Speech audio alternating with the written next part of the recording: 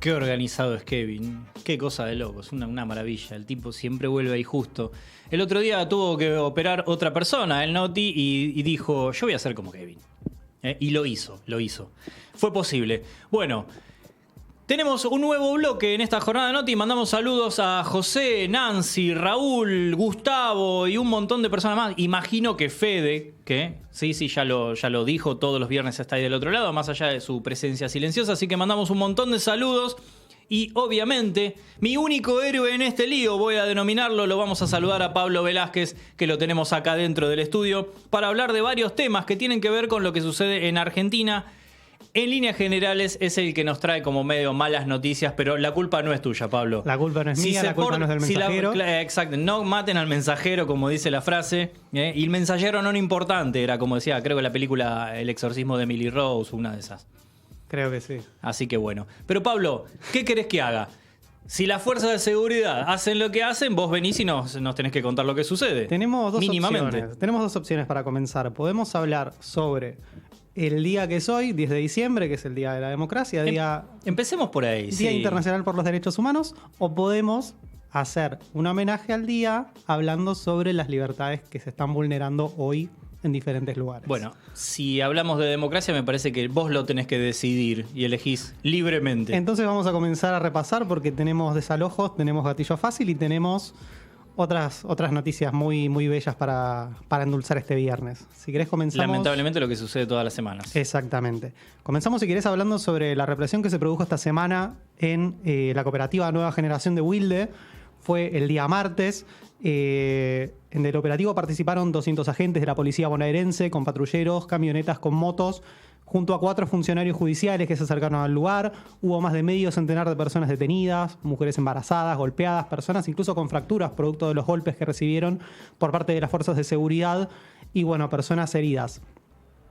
En este punto ya para hablar o para pensar sobre la gravedad del hecho, ya no sé si lo hace más grave o no, porque estamos hablando de trabajadores de la economía popular, de personas que están trabajando, que se están generando su propia fuente de trabajo, pero además de todo, había 4 trabajadores de prensa que fueron detenidos durante el episodio represivo. 3 de ellos eran miembros de una revista autogestiva, la revista Resistencias, y un reportero de radio AM750, Mauricio Polchi. Todos ellos recuperaron la libertad durante el transcurso del mismo día martes. Volviendo al episodio represivo, justamente, bueno, el espacio funciona desde el año 2005 para dar una respuesta laboral, gestado por personas que vivieron y sobre todo que sufrieron los años 90, la política de los años 90 y el 2001. Y bueno, construyeron un espacio con perspectivas laborales y también educacionales de género y medioambientales. En el lugar antes, el lugar antes era un terreno baldío, no solo funciona una fábrica o está funcionando una fábrica, sino que también hay un jardín maternal en el que asisten más de 100 niños y niñas, un comedero, un merendero y una escuela de apoyo escolar y de género. Desde que comenzó a funcionar el espacio lograron construir y adquirir maquinaria para poder trabajar, maquinaria de costura. Primero aprendieron a usar las máquinas y luego enseñaban el oficio a otras personas también. Bueno, imagínate que después de un tiempo y después de unos años de estar trabajando de esta forma y de haber establecido este despliegue de atenciones sociales y laborales, aparece de golpe una persona X o una inmobiliaria X en este caso a decir que adquirió el terreno y que es el dueño del mismo. Las personas que trabajan en la cooperativa, a las personas les comunicaron que apareció, justamente una inmobiliaria, un representante de una inmobiliaria que en términos de unos 15 días aproximadamente hizo la escritura y ya es dueño del lugar, así de simple y así de sencillo. Hace unas cuantas entregas, no en esta columna, pero sí en este mismo noticiero. Fue entrevistada Alicia Gutiérrez, que es la titular de la cooperativa. Sí. Y nos avisaba acerca del inminente desalojo que finalmente se concretó durante el transcurso de esta semana en el marco de una represión dictada por la justicia, pero que fue ejecutada por el gobierno de la provincia de Buenos Aires, el gobierno de Axel Kicillof. Y esto es importante diferenciarlo. Primero porque se suele usar como excusa el hecho de cumplir una orden cuando se ejecuta una represión que puede ser vista como un acto impopular para algún gobierno que hace lo popular mucho de su discurso tal vez. Y segundo, porque el Estado provincial tiene total disposición de normas, de recursos, de decretos y herramientas legales para poder frenar este tipo de desalojos siempre que tuviese la intención de hacerlo. Hay un espectro muy amplio de recursos que van desde pedir una prórroga para el cumplimiento de la orden judicial, teniendo en cuenta que tiene que prestar el brazo armado de la policía para cumplirla, para cumplir la orden del juez Pablo Ernesto Boccaccia, que fue quien dictó la orden del Juzgado Civil y Comercial número 1 de Avellaneda, hasta declarar el espacio de interés público o incluso la expropiación del terreno para poder asignarlo a la cooperativa o a representantes de la misma, teniendo en cuenta la función social que cumple y que en realidad le corresponde al Estado, pero que de alguna forma al Estado le conviene por doble mérito que la esté realizando una organización social o una cooperativa justamente.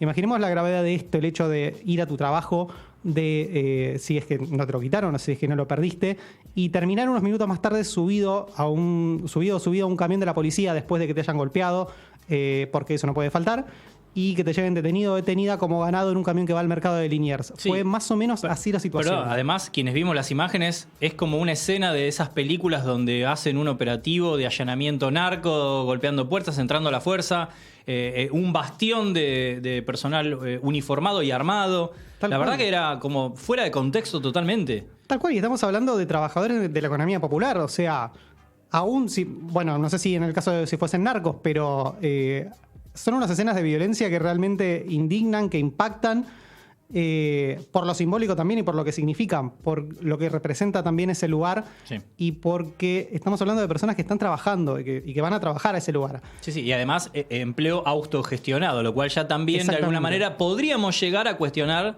la participación o el rol del Estado. O sea, que ni siquiera nos metemos en ese tema, pero también podríamos empezar a hablar de esos asuntos. Tal cual, incluso bueno, había como bien mencionamos que funcionaba un jardín maternal, había menores de edad en el lugar también en el momento de la represión. Y no solo reprimieron, sino que a los agentes de la policía bonaerense rompieron las herramientas de trabajo de la cooperativa, destruyeron el jardín maternal que con tanto esfuerzo y con tantos años de trabajo habían levantado los cooperativistas, y luego lo que no se rompieron o lo que no rompieron se lo llevaron incautado, como por ejemplo la comida del merendero y del comedero.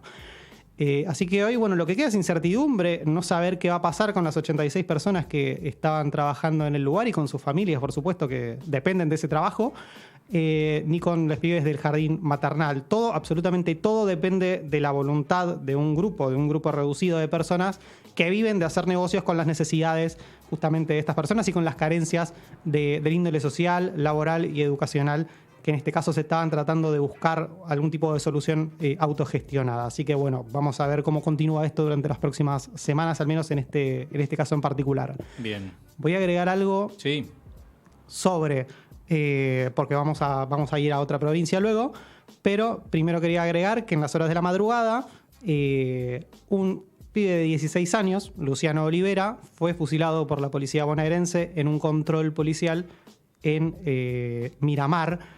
Esto fue en las horas de la madrugada, justamente. Incluso hasta esta mañana estaba todavía el cuerpo del joven sin recoger en el lugar porque se estaban realizando algunas pericias. Se habla de que lo estaban persiguiendo justamente para poder identificarlo. Volvía de jugar al fútbol en moto, pasó por el control y lo querían identificar, y según lo que cuentan algunos testigos y algunas personas que escucharon ciertos testimonios, acusan a un policía de haber dicho que se le escapó un tiro en la persecución, al menos al intentar dar con el joven justamente.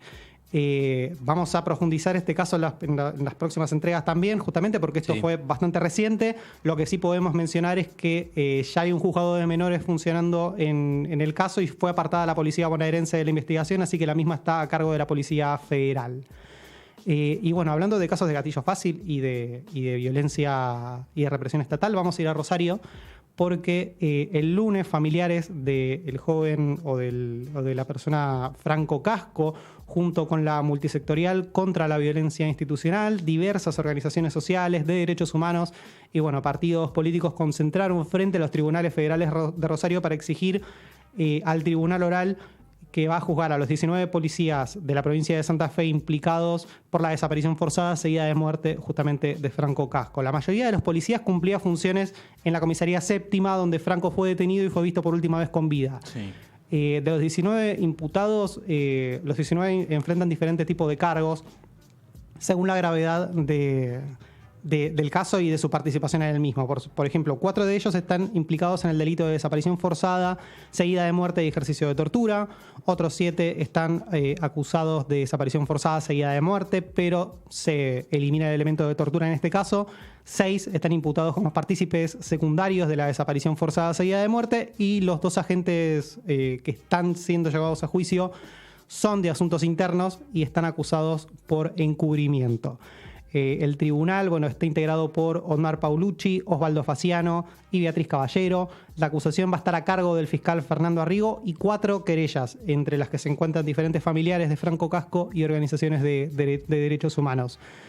Incluso también la Secretaría de Derechos Humanos de la Nación está dentro de una de estas querellas. Es muy importante haber llegado a un juicio en este caso porque fue un proceso de mucho trabajo, de mucha lucha, principalmente de los familiares, de las organizaciones que la están acompañando desde el primer día y de los profesionales que los patrocinan para poder demostrar lo que realmente sucedió con Franco, que fue una privación ilegítima de la libertad, una desaparición forzada de persona, que hubo torturas, que hubo tormento, y que finalizaron con su muerte e intento de ocultamiento arrojando su cuerpo al río Paraná. Franco había llegado a Rosario desde Florencio Varela, desde el conurbano bonaerense, a fines de septiembre de 2014 para visitar a familiares en Empalme Graneros. El 6 de octubre de ese año quiso regresar a Buenos Aires, pero fue detenido arbitrariamente por la policía santafesina en la comisaría séptima. Y como mencionamos, fue torturado, asesinado y se intentó ocultar su cuerpo posteriormente. Mientras se llevaba a cabo una movilización en las puertas de la comisaría, el 31 de octubre de 2014, que fue el día en el que se pudo hallar su cuerpo en el río Paraná, en ese mismo momento se estaba realizando una manifestación que exigía su aparición con vida. Durante el mes de diciembre, en las próximas semanas, va a haber algunas audiencias en las que se va a hacer lectura de requerimientos de las partes y las posibilidades de que los imputados realicen algún tipo de declaración. Vamos a tener la feria judicial en enero. Este es un dato importante para la noticia que sigue. Sí. Luego, a partir de febrero, van a comenzar a transitar los testigos para ir aportando lo que cada uno conoce sobre la situación del caso. Así que esto le vamos a dar continuidad en la siguiente temporada de El Noticiero en 2022, que es donde va a encontrarse seguramente alguna sentencia y alguna resolución por el caso. Y ahora vamos a cruzarnos de provincia, vamos a ir a Córdoba. Y para cerrar esta última noticia o esta última información que les quiero compartir, la quiero proponer en forma de juego. Vamos a plantearle 3 noticias. El productor ya autorizó todo esto. Aparte acaba de tirar un anuncio, temporada 2022. Tiene información. Pablo siempre tiene información que el resto no. Se dieron cuenta, ¿no? Vamos a jugar. Yo les voy a decir 3 noticias. Hay 2 que son falsas y hay una que es un disparate, pero es real. Uy, no. Bien. A ver. Les leo. Les cuento. Atendia del otro lado. La primera. El gobierno quiere aprobar una ley para prohibir el tráfico aéreo de caranchos en la zona de Congreso. 2. Macri impugnó las elecciones de 2019 y la próxima semana puede lograr un fallo de la Corte que lo devuelva ahora mismo a la presidencia. Y 3.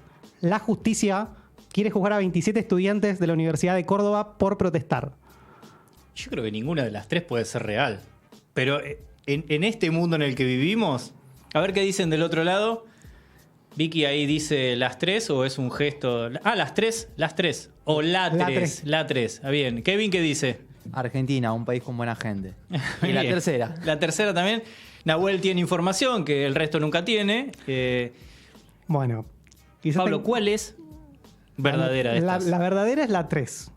Es un disparate y es la 3. Quizás tengamos presentes las múltiples luchas estudiantiles que se generaron en defensa de la educación pública durante la avanzada del gobierno de Mauricio Macri en el periodo 2015-2019. ¿Podés reiterar el titular? Por supuesto. La justicia de Córdoba quiere juzgar a 27 estudiantes de la Universidad Nacional de Córdoba en enero, o sea, en plena feria judicial, por protestar. Este es un detalle que no lo había mencionado antes. El juicio lo quieren llevar adelante en enero. Hubo, aparte de estas luchas estudiantiles que se generaron y que se multiplicaron en diferentes provincias para defender la educación pública, hubo una multitudinaria y recordada marcha por la universidad, por la educación pública en la ciudad de Buenos Aires, con epicentro y con muchas convocatorias del mismo orden en las diferentes provincias. Una de esas convocatorias tuvo lugar en la provincia de Córdoba, donde un grupo de estudiantes de la universidad más antigua del país, ante los constantes recortes, los recortes salariales que sufrían los docentes, los planes de estudio y el financiamiento educativo y las políticas de financiamiento del gobierno de Mauricio Macri, cultivaron un movimiento estudiantil que se organizó por asambleas interuniversitarias, y en el año 2018, en el centenario de la reforma universitaria, tomaron el pabellón Argentina de la Casa de Estudios Cordobesa como acto de resistencia y como legítimo derecho a la protesta también. Bueno, este hecho fue judicializado por el juez federal Hugo Vaca Narvaja, juez de Córdoba, que tiene en su historial también haber llevado adelante juicios contra genocidas, lo cual genera una cierta dualidad en este sentido. Sí, justo cuando nombraste, digo, estaba haciendo memoria y digo, me suena mucho el nombre de algunos casos que tiene que ver con el tema, pero no de ese lado de la vereda, por así decirlo. Exactamente. Bueno, con la misma autoridad impulsó una causa contra 27 estudiantes de la Universidad Nacional de Córdoba, de las diferentes facultades, bajo la figura de usurpación por despojo, que es una figura penal que se aplica en casos de ocupación de terrenos o de territorios privados. O sea, es una figura que se aplica para privados justamente, lo cual habla un poco también de la consideración que tienen ciertos sectores de los poderes del Estado respecto de los edificios y de la universidad pública. Públicos, hay que hacer la aclaración. Exactamente. Y bueno, no conforme con procesarles, les trabó un embargo por una suma altísima de dinero a cada uno. Y la verdad es que en la toma participaron más de 27 estudiantes. Pero bueno, la causa avanza solamente sobre algunos de los estudiantes que participaron activamente de las jornadas de protesta. Se sospecha, o al menos hay alguna sospecha, de que se llega a 27 estudiantes justamente porque hay alguna especie de colaboración de parte de las autoridades de la Casa de Estudios justamente para poder criminalizar y señalar a un grupo, quizás el grupo más combativo tal vez, de quienes están siendo juzgados y quienes llevaron adelante la protesta, o al menos esto es lo que ellos manifiestan justamente como una persecución dirigida especialmente hacia ellos. Bueno, y la verdad es que la causa avanzó con bastante velocidad en tiempo de pandemia, tanto que ya fue elevada a juicio y que ya tiene juez, y que es Ricardo Bustos Fierro. Y acá nos vamos a detener un rato más, vamos a hablar de Bustos Fierro. Es un juez que tiene un currículum bastante largo. Si lo tuviese que presentar, por ejemplo, para presentarse en un juzgado, tendría que ocupar unas cuantas páginas. Porque, bueno, por ejemplo, en el 99 fue quien habilitó la reelección de cierto presidente que Argentina tuvo en la década de los 90, la cual finalmente no prosperó, pero bueno, le costó un juicio político. Pero además, esa persona ganó la siguiente elección, después no asumió el cargo. Después no asumió el cargo. Había ganado. Justamente, exactamente. También fue el responsable de absolver a un grupo de 30 personas que conformaban una asociación ilícita para la trata de personas en el año 2016, además de una seguidilla de fallos en causas de corrupción que beneficiaron a personas que se enriquecieron de forma ilegal a costa del Estado. Es un juez vinculado a los círculos de poder de Córdoba. Así que bueno, los estudiantes acusados vienen realizando una gran campaña a pulmón para dar a conocer esta situación, la gravedad de la misma y cómo pone en peligro el derecho a la protesta. Bueno, desde una campaña de fotos exigiendo la absolución, marchas en Córdoba y en otras provincias, incluso acá en la ciudad de Buenos Aires se realizaron algunas en el mes de agosto y septiembre para darle visibilidad al caso, y la suma de adhesiones de diferentes referentes sociales, políticos y de derechos humanos, porque estamos ante un intento de llevar adelante un juicio sin fundamento, con el objetivo de disciplinar y coartar la libertad de protesta en plena feria judicial, justamente para que no ocupe ningún titular y no se lleve nada de la atención, justamente teniendo en cuenta la gravedad del mismo. Tal cual. Bueno, Pablo, un montón de cosas. Vos propusiste un juego, ahora yo te voy a proponer otro, y tiene que ver justamente con la democracia. A ver. Te voy a dar tiempo, voy a plantearlo ahora, te voy a dar tiempo para pensar, tenemos un par de minutos, y también invito del otro lado a ustedes que están acá dentro del estudio, el productor, el operador, la CM, y del otro lado también. Les voy a proponer este juego, justamente en este aniversario de la democracia, que traten de hacer memoria, un momento vivido, no que hayan leído, sino vivido donde justamente se pone en valor o recuerdan un momento democrático de la historia argentina y un momento justamente que es todo lo contrario, falta de democracia, ¿sí? A ver si tienen algún puntito ahí en la memoria para recordar un momento que digan, esto es como, tiene un símbolo democrático y esto es justamente todo lo contrario. Si quieren empiezo yo con 2 instancias, una y una. Justamente empiezo con un momento democrático, pese a que no es positivo y este año justamente se cumplen 20 años, el aniversario. Recuerdo que me pareció como una instancia democrática es que la sociedad, el pueblo, la ciudadanía, los habitantes de Argentina terminaron expulsando de alguna manera el gobierno de Fernando de la Rúa por una crisis económica impulsada justamente de los sectores políticos del poder de turno económico y demás, con una crisis que llevó y se llevó un montón de vidas.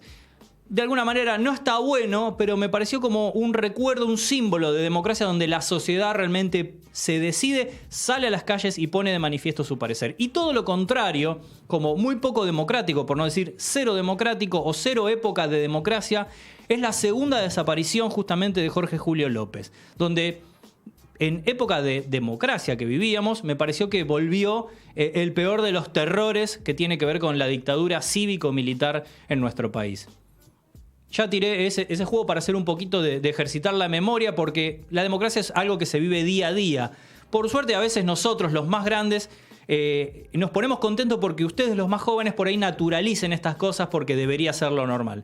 Pero, de hecho, yo nací en dictadura. Está bueno siempre recordar y darle valor. Así que, dicho lo correspondiente, invito si tienen algún puntito ahí en la memoria para hablar de algo justamente que da valor a la democracia y algo que la pone en jaque, por así decirlo. Yo estoy bastante de acuerdo igual con los episodios que elegiste. Quizás este aniversario del 20 de diciembre lo puedo colocar en ambos puntos, en ambos espectros justamente de... Y es válido, ¿no? De la vara. Si uno se pone a pensar, es válido. Porque aparte costó muchísimo, costó casi 40 muertes en protesta social. Es por lejos... el momento, dentro de todos estos años de democracia política, justamente, por lejos el momento en el que se criminalizó durante mucho más tiempo la protesta social, donde se cargó la mayor cantidad de muertos y que se prolongó también durante los siguientes meses. Vos fíjate que 6 meses después ocurre otro hecho tal vez oscuro o siniestro de la democracia, que es el asesinato de Darío Santillán y Maxi Costecchi en el Puente Porredón, justamente...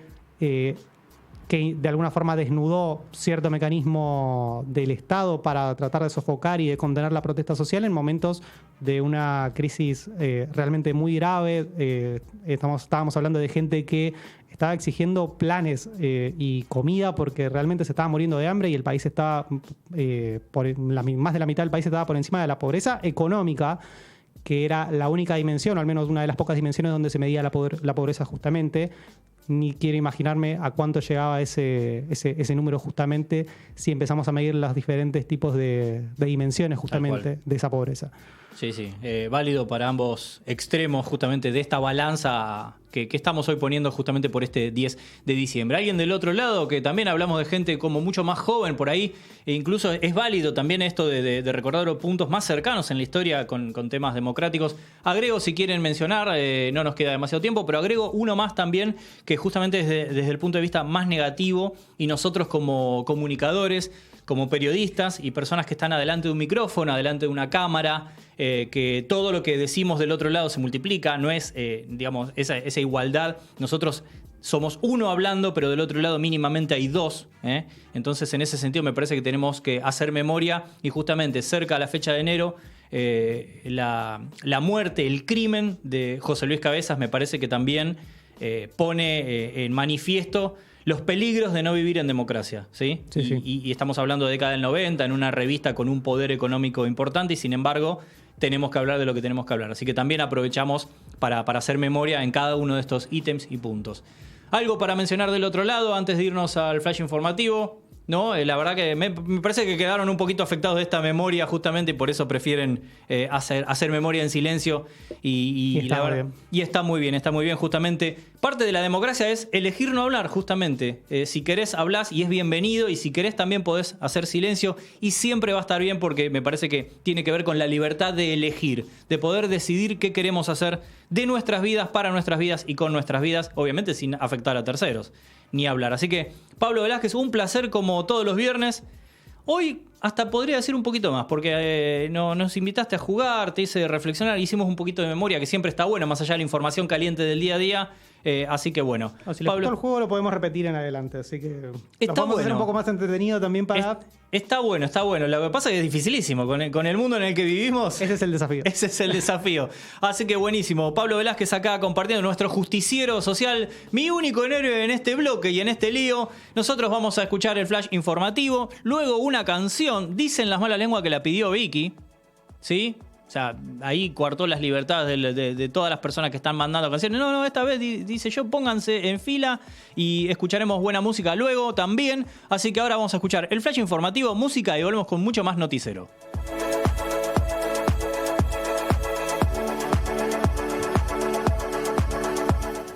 Viaje de libertad. El Ministerio de Transporte dispuso la gratuidad de colectivos, trenes y subtes desde el mediodía hasta la medianoche de este viernes. La iniciativa es por el 38º aniversario y el Día de la Democracia.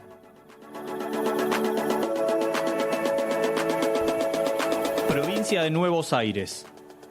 El gobernador bonaerense Axel Kicillof anunció un plan con 10 medidas para reconstruir y transformar la provincia. Entre estas se enumera pavimentar, reparar y construir escuelas y hospitales, inversión en seguridad, conectividad y promoción de ofertas universitarias.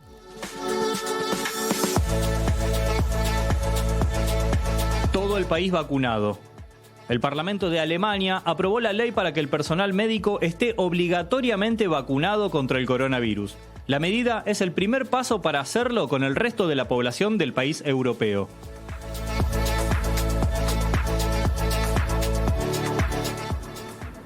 Muerte migrante.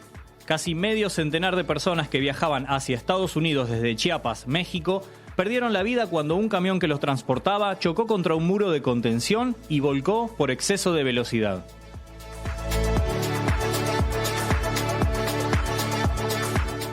Knockout olímpico.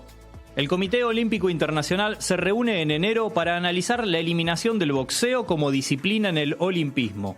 También se incluye quitar de los Juegos el levantamiento de pesas y el pentatlón moderno.